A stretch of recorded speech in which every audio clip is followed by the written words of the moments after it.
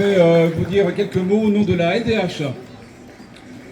Mercredi dernier, le Premier ministre français, traitant de manière assez négative l'action de la flottille interceptée par l'armée israélienne, a voulu rappeler qu'en manière internationale, et particulièrement pour la tragédie palestinienne, l'État était le seul acteur vraiment légitime et susceptible de faire avancer les choses. On a envie de crier « Alors qu'est-ce que vous foutez ?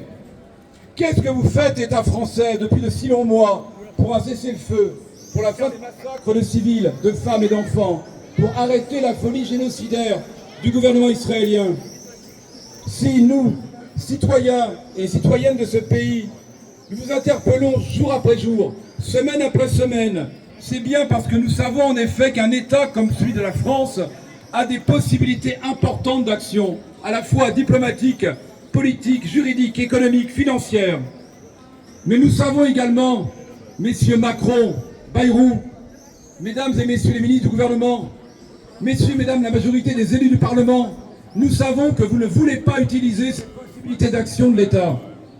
À l'heure actuelle, votre passivité, vos atermoiements mettent en cause votre responsabilité face à l'histoire et à la conscience humaine.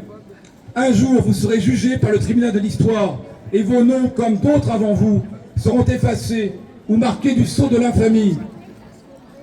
Il n'est hélas pas certain que cela vous affecte beaucoup aujourd'hui, tant vous êtes polarisés par vos conservatismes, vos peurs, vos carrières, vos petits calculs électoralistes, votre incommensurable médiocrité. Et au bout du compte, l'indifférence pour l'humain. Cette indifférence pour l'humain rejaillit dans vos politiques migratoires, dans votre mépris des pauvres, dans votre abandon progressif des services publics, dans votre violence à l'encontre des jeunes, dans votre passion triste du pouvoir, dans votre incompréhension à entendre la société et dans le mal que vous faites aux droits protecteurs des personnes.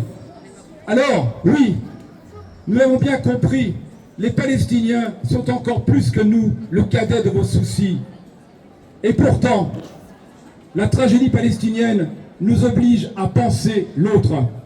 La tragédie palestinienne nous oblige à penser le droit. La tragédie palestinienne nous oblige à penser l'avenir de l'humain. La tragédie palestinienne nous oblige à penser la démocratie.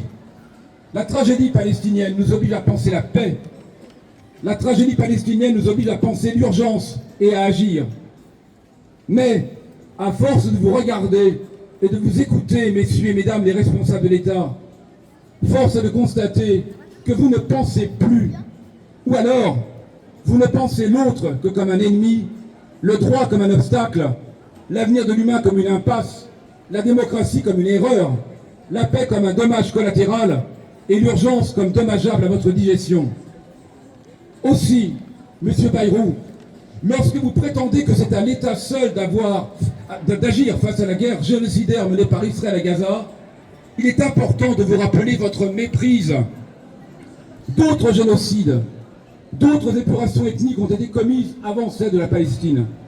À chaque fois, l'invocation de la raison d'État, de l'équilibre des puissances, de la complexité à définir un génocide, ont produit une passivité coupable de l'État et des États, un laisser-aller permettant à des crimes de masse de se perpétrer en toute impunité.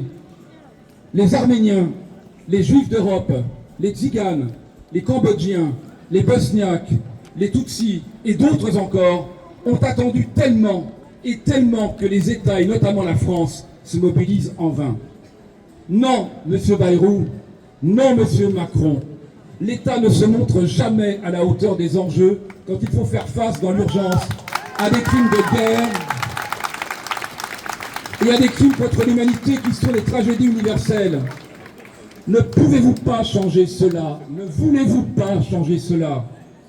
Et faut-il encore vous rappeler, monsieur le Premier ministre ou monsieur le Président, qu'à chaque fois que finalement l'État s'émeut et se décide à agir, c'est à cause de la mobilisation de l'opinion publique et de la société civile, qui sont les garants des sentiments de fraternité, de la conscience humaine et du respect du droit international. C'est pourquoi nous ne pouvons plus vous laisser seuls à agir face au génocide en Palestine, car vous avez décidé de ne pas agir véritablement. C'est pourquoi, à Toulon et ailleurs, nous manifestons chaque samedi depuis 20 mois pour témoigner de l'horreur et faire appel à vos sens des responsabilités. C'est pourquoi nous sommes en ce samedi 14 juin dans la rue, à l'appel de très nombreuses organisations de la société civile, pour vous engager une nouvelle fois à ne pas trahir les engagements pris par la France, membre éminent et cofondatrice de l'ONU, membre cofondatrice de la Cour pénale internationale, membre et cofondatrice de la Cour européenne des droits humains. C'est pourquoi encore la LDH, il y a 2 jours, a décidé de saisir la justice afin qu'elle examine la responsabilité de celles et ceux qui fournissent le matériel militaire utilisé par la commission des crimes en cours. La LDH vient de déposer plainte avec constitution de partie civile à l'encontre de 2 sociétés d'armement, Eurolinks, société française, et IMI System, société israélienne. Ainsi que contre tout auteur ou complice que l'instruction judiciaire permettra d'identifier pour crimes de guerre, crimes contre l'humanité et crimes de génocide. C'est pourquoi encore il y a quelques jours, la LDH a décidé d'apporter tout son soutien à la grand-mère de 2 enfants français tués dans l'enclave palestinienne et qui vient de déposer plainte pour des faits qu'elle considère comme susceptibles d'être qualifiés de crimes contre l'humanité et crimes de génocide. Ainsi, le droit d'une citoyenne française de déposer plainte devant une juridiction nationale donne la capacité à agir à distance pour empêcher le pire d'advenir.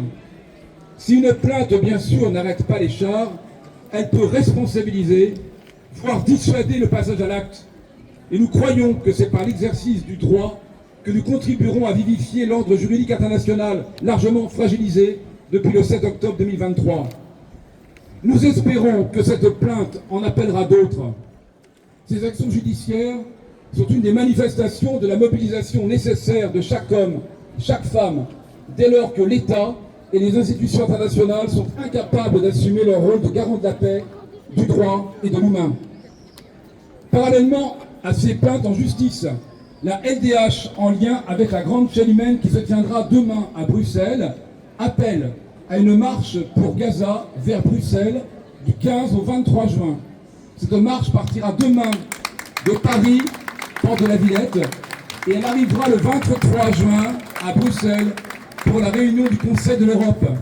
Des étapes sont prévues avec des débats, des actions pour demander aux États d'utiliser leur pouvoir réel afin de faire pression sur Israël, sanctionner la politique génocidaire de cet État, contribuer à un règlement pacifique et définitif de la question palestinienne, soutenir les initiatives prises à l'heure actuelle par des Israéliens et des Palestiniens pour une solution à 2 États.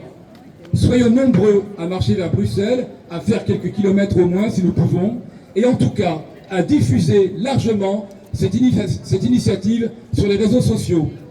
Enfin, à l'heure où Israël, en attaquant l'Iran, accentue sa fuite en avant vers le chaos international, afin notamment de détourner l'attention grandissante des opinions publiques pour Gaza, notre devoir est d'incarner tous et toutes, chacun et chacune, une part de la conscience humaine, celle d'appartenir avec toutes nos différences à une seule espèce, animée par le désir de paix, de dignité, de liberté et de solidarité.